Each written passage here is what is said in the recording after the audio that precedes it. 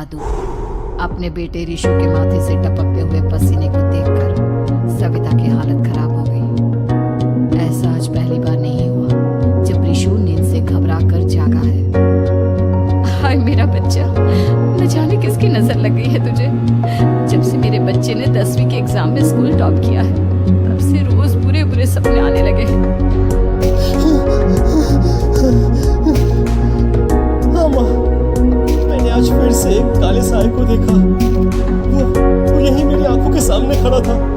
माँ मुझे बचा लो माँ। वो मुझसे कह रहा था कि मुझसे बदला लेगा।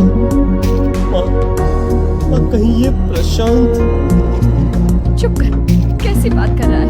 दोबारा उसका नाम मत लेना। तुझे पता है ना उस प्रशांत ने आत्महत्या कर ली, तो बार बार उसका नाम मत लिया कर। मम्मी, क्या सच में प्रशांत ने आत्महत्या की थी? चुप कर, बहुत सवाल पूछता है आजकल। और फिर रात के वक्त सविता के पूरे घर में एक अजीब सा काला धुआं जाने लगा। गहरी नींद में सोई सविता की जैसे ही आंख खुली उसका दम घुटने लगा। वो दौड़कर ऋषु के रूम की तरफ गई जहां उसके दरवाजे पर घूमती एक काली परछाई देख वो बुरी तरह से घबरा गई। कौन है वो? कौन है? सामने आओ। ये तुम्हारी काली करतूत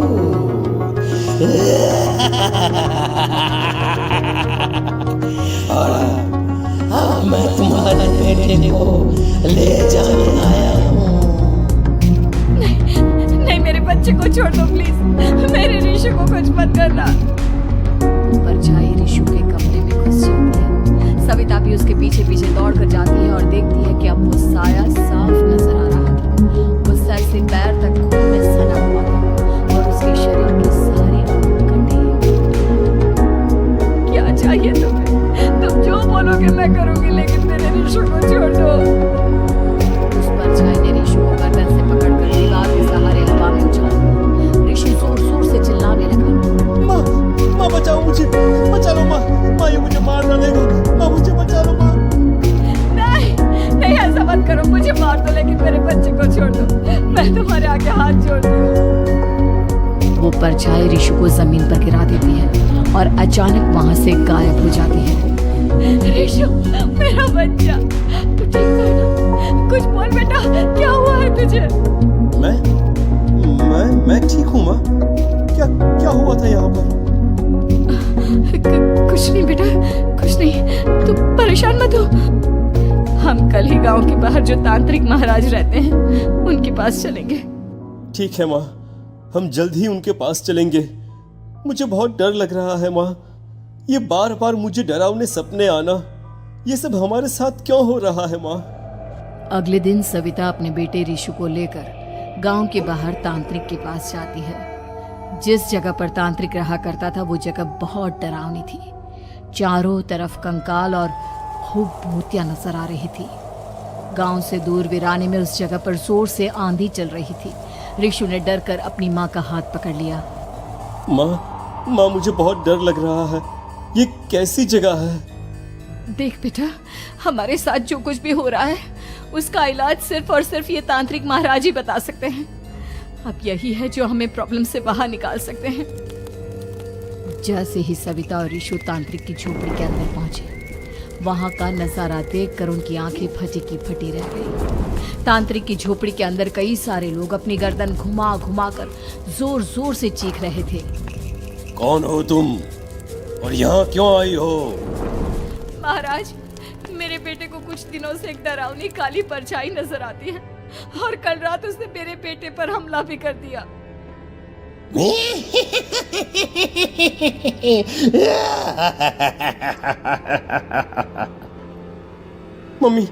मम्मी हमें यहाँ से चलना चाहिए। ये जगह मुझे ठीक नहीं लगती। नहीं बेटा, ऐसा नहीं कहते। रुक जाओ, 2 मिनट के लिए रुक जाओ। क्या कहा? काली परछाई? तुम्हारे बेटे पर किसी काली परछाई ने हमला किया?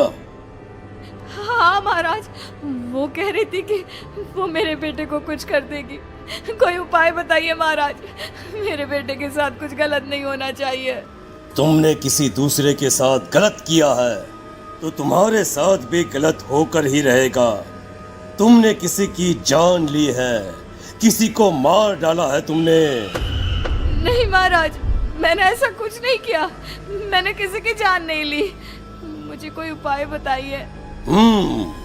लगता है तुम इतनी आसानी से नहीं मानोगी। मैं तुम्हें अभी उस काली परछाई से मिलवा देता हूँ और वही सारा सच तुम्हारे सामने लेकर आएगा। सविता और ऋषु ने डर के मारे अपनी आंखें बंद कर ली। तभी अचानक तांत्रिक की झोपड़ी में अजीबोगरीब आवाजें गूंजने लगी। सविता और ऋषु बुरी तरह से कांप रहे थे। आंखें खोलो और अपने सामने देखो। क्या यही है वो जिससे तुम कल रात को मिली थी? बताओ मुझे। हाँ, इसने कल रात मेरे बेटे के ऊपर हमला किया था। ये उसी लड़के की भटकती हुई आत्मा है जिसे कुछ दिन पहले तुमने मार डाला था। मम्मी, ये महाराज क्या कह रहे हैं? क्या सच में आपने किसी की जान ली है, किसी को मार डाला है? अगर हाँ तो बताइए ना मम्मी, किसको मारा है आपने? किसको? तुम्हारी माँ इतनी आसानी से सच नहीं बताएगी बेटा। इसने एक बच्चे की जान ली है। कहीं उसका नाम प्रशांत तो नहीं महाराज? वो मेरा दोस्त है, मेरा मतलब मेरा पड़ोसी है। सही पहचाना। देखा सविता, तुम्हारा खुद का बेटा भी जानता है कि तुमने किसी के प्राणों की बलि चढ़ा दी और इसीलिए अब उसकी बुरी आत्मा तुम्हारे घर में भटकती है। मुझे माफ कर दीजिए महाराज, मुझसे बहुत बड़ी गलती हो गई। प्रशांत हमारे पड़ोसी का बेटा था। हर बार उसके नंबर मेरे बेटे से ज्यादा आते थे और इसलिए मैंने उसके कमरे के बाहर काला जादू किया था, पर मुझे नहीं पता था कि वो मर जाएगा। तुम्हारे उसी काले जादू वाली गुड़िया के अंदर एक बुरी आत्मा थी जिसने उस बच्चे के दिमाग पर बुरा असर कर दिया और उसी की वजह से उस लड़के ने अपनी बालकनी से कूदकर आत्महत्या कर ली। इसकी वजह सिर्फ और सिर्फ तुम हो, तुम। नहीं महाराज, जो कुछ भी हुआ मुझे नहीं पता था कि प्रशांत अपनी जान दे देगा। प्रशांत की आत्मा इस वक्त तुम्हारे सामने खड़ी है, हमसे बात करना चाहती है। बोलो क्या कहना चाहते हो? मैं जीना चाहता था, बड़ा होकर कुछ बनना चाहता था। आपके बेटे से मुझे कोई परेशानी नहीं थी। अरे वो तो मेरा अच्छा दोस्त था। मुझे माफ कर दो बेटा, मुझसे बहुत बड़ी गलती हो गई, मुझे माफ कर दो। माफ करने से मुझे वापस जिंदगी नहीं मिल जाएगी। मेरे माँ बाप आज भी मेरे लिए रोते हैं। आपने मेरे साथ बहुत गलत किया है, बहुत गलत। और तभी अचानक प्रशांत की आत्मा वहां से गायब हो जाती है। सविता जोर जोर से रोने लगती है। सुन लिया तुमने? ये तुम्हारे अपने ही किए हुए पाप हैं जो इस तरह से तुम्हारे सामने आ रहे हैं। माँ, ये आपने अच्छा नहीं किया। सिर्फ 10th बोर्ड के एग्जाम में मैं टॉप कर पाऊं, इसलिए आपने मेरे दोस्त के ऊपर काला जादू कर दिया। नहीं मम्मी, नहीं, अब हम कभी खुश नहीं रह पाएंगे, कभी नहीं। मेरे दोस्त की आत्मा को कभी शांति नहीं मिलेगी मम्मी, कभी नहीं।